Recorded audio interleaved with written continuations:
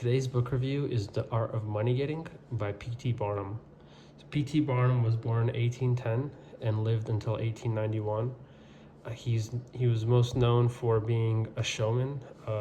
He owned companies that they were entertainment companies, mainly like circuses. If you know the Ringling Brothers, he's one of the founders of that. And if you've seen The Greatest Showman, the movie is based off him. So he was a showman, an entertainer, but he's very wise for his time. He was probably one of the wealthiest men in America at the time. If you search up his history, he was a member of the House of Representatives in the state of Connecticut. He's a true American through and through. And in this book, he gives great advice and like his life lessons. He wrote this book in 1880, so he would have been 70 years old when he wrote the book. And he gives his life lessons and advice and stories of just about personal finance and general life and like the way you carry yourself.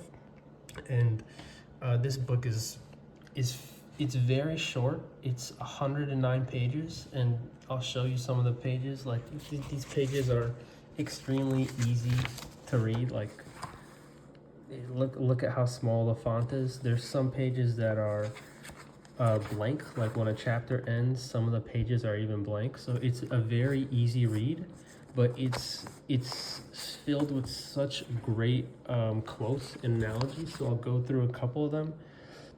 He says here, to make money requires a clear brain. So in this section of the book, he's talking about people who are smoking tobacco or who drink a lot of alcohol. He says these type of people will never be able to truly like make money because their brain is fogged up. And it's just such a simple quote. To make money requires a clear brain. It's such a simple quote, but it's 7 words, but it's so powerful, right? To make money requires a clear brain. Just start with that, right? And some more quotes I flagged.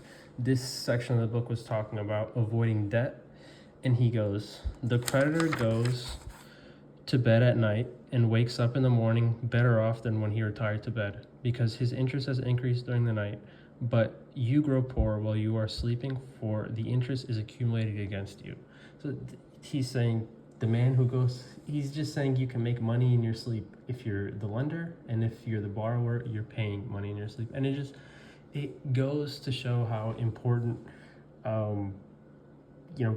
avoiding debt is. And he's able to such a loaded topic as debt.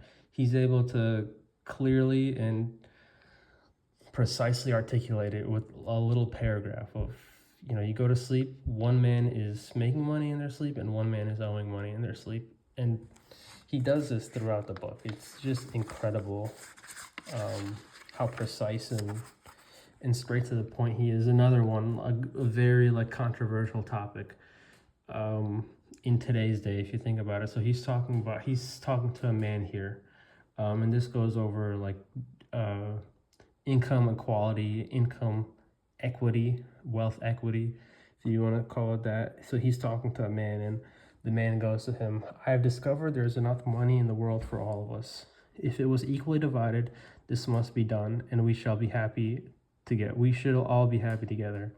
And P.T. Barnum responds back, but if everyone was like you, it would be spent in 2 months. And what would you do then? And the man goes, oh, divide it again. Keep dividing, of course. Right? How silly is that?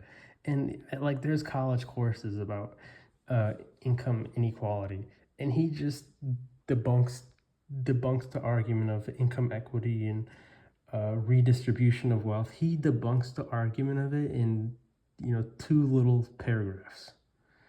He just makes it seem so silly, the argument. And I have two more really good ones. He's talking about a man who is speculating in the markets and makes a large sum of money. So a man goes on chance and makes $50,000 or $100,000 in speculating stocks at a single operation. But if he has simple boldness without caution, it is mere chance. And what he gains today, he will lose tomorrow. You must have both the caution and the boldness to ensure success. So he's not saying don't take risks, right?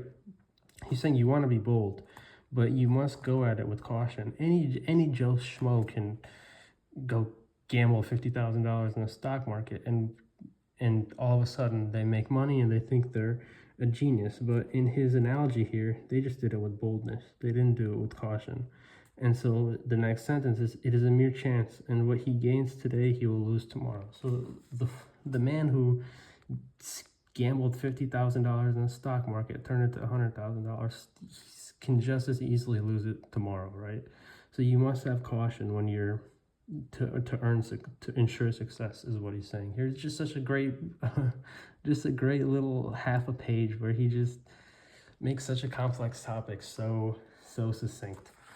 And then one more, maybe this one is a little bit longer, but it's also very valuable. So he's referencing in this section a quote by Mr. Astor, and Mr. Astor is John Jacob Astor. He was, I think, the richest man in the world at the time. So he goes, "There is no greater mistake than when a young man believes he will succeed with borrowed money. Why?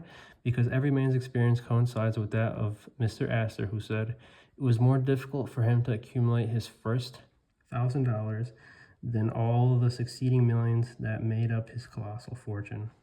Money is good for nothing unless you know the value of it by experience. Give a boy $20,000 and put him in business, and the chances are that he will lose every dollar of it before he is a year older. Like buying a ticket in the lottery and drawing a prize, it is easy come, easy go. He does not know the value of it. Nothing is worth anything unless it costs effort. Without self-denial and economy, patience and perseverance, and commencing with capital which you have not earned, you are not sure to succeed in accumulating." So it's actually like multiple quotes you hear today. Many say the first 100,000 is the hardest 100,000 to make. At that time, $1,000 is probably equivalent to $100,000. And he's saying, this is the richest man in the world, saying after his first $100,000, his first $1,000, the remaining millions, they came a lot easier. That's first, learning the value of money, learning how hard it is to earn it. And, the next analogy is when a young man thinks, just give me some money and I'll be very successful. If they've never worked, never earned money before, how are they going to know the value of it? And this is the point that P.T. Barnum emphasizes here. And the book is filled with these great analogies and great points. And I'd have to give this book a 10 out of 10. I should frankly read this book like every 6 months. Like it's that great of a book. It's just reinforcing what he's learned in his life. Like reinforcing the lessons he's giving in this book is very valuable. So, yep, The Art of Money Getting. It's definitely worth a read.